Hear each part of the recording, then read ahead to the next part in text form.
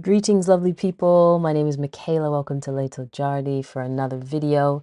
It's going to be another short one today, and I'm just continuing on this creation journey of doing content creation every day for 21 days.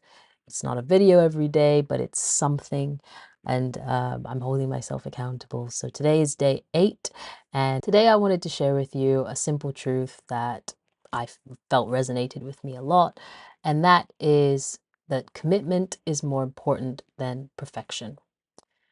Now, do results matter? Yes, but progress leads to success, not perfection. Perfection doesn't really exist if you think about it. The pursuit of perfection is an ideology that will paralyze some and crush others under the weight of comparison and unnecessary pressure. Even something like perfect test scores are an illusion. Yes, you may have answered all the questions correctly, and yes, that opens doors of opportunity. But guess what? There's always going to be another test. And perfection as a purpose is unsustainable, in my opinion. In my opinion, people should strive for progress and have fun. Pleasure is the key to learning things and to living out your purpose. And it also brings about lasting satisfaction as opposed to momentary, because in life there's always going to be another thing for us to do. So why dwell on trying to be perfect in everything you do, and just do your best? And that kind of goes back to a book that I read that ultimately changed my whole perspective on life, and that's called The Four Agreements. In my opinion, we need to care more about how we feel.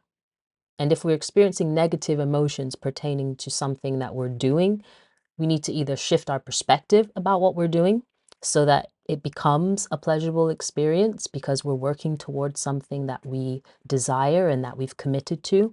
So even if it feels difficult in the moment, we know that we're working towards that purpose. So it gives it this other feeling than I have to do this. It's like I get to do this. This is part of my journey towards this vision that I've set for myself. The alternative to shifting your perspective is not to do it at all. I know it might not always feel like an option, but that's also something that you tell yourself. I have options. There are limitless possibilities. Or you can pigeon yourself into, I have to do this. I don't have a choice. Life is happening to me. That's two different mentalities, two different perspectives on life. So this may seem like a crazy idea, might sound like, what is she talking about? But ultimately, your purpose on this earth isn't to be miserable. And the sooner you shift your perspective on life to, I'm not here to be miserable, I'm here to be myself in the most authentic way that I can, then your life will start to look different, even if it is essentially the same. The way you look at something can alter your reality. So, how can you be your true sense of who you are? All of these sound like nice words, but how do you do it actually practically, right? Well, there are many ways to get to your personal truth. Yours is not going to be the same as mine. Yours is not going to be the same as your mom's or your dad's or your brothers or your sisters or your friends. It's not going to be the same as that influencer on social media that you follow. It's just not going to be the same because you are a unique being. You are unique. You have your own gifts. You have your own energetic setup. You have your own complex soup of experiences and influences, and it all contributes to who you are. So, how do I answer this question? For me, the answer is self awareness. How can you be who you are and your most authentic self? It's to know who you are. And how do you get to know who you are and what is self-awareness? Well, put most simply, as I can think of it in this moment, it's that inner knowing that you're not your thoughts, you're not that programmed knowledge that you've accumulated over the course of your life. You're not even this body. Your true self is the one who is listening to your thoughts, and the one who finds connection and unity in all things and beings. Now, this is a topic I could go on and on and on about, but I want to keep this video quite short and concise and leave you with a reel that I saw on Instagram. This is part of my conscious consumption efforts to not only consume things, but if I find something that really resonates with me, I try and do something with it, whether that's writing it down, creating something based on it, or in this case, using it in this video. The reel is only 30 seconds long, and I'm going to share it with you now. Think about this for a moment. Your awareness of your pain is not in pain. Your awareness of your boredom is not bored. Your awareness of your fear is not afraid. So when you find yourself absorbed in an unpleasant experience, take a deep breath and become aware of the part of you that is able to observe your experience without becoming it. Because it's this part of you that is the key to your inner freedom.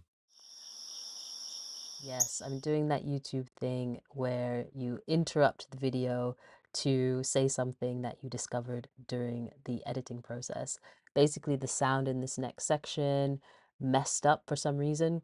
So I'm going to try and put some subtitles where it is a bit garbled so that you can still understand what I'm saying, because I don't have another clip to put in there. So yeah, that's what's going to be happening. I'm just going to put a still so that you still get the sound, but it just won't be the video synced up with the audio.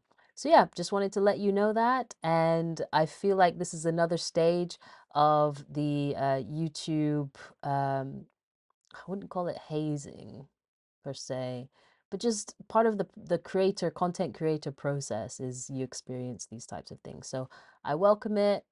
I'm grateful that I know how to circumvent this next time. Always have a backup going on.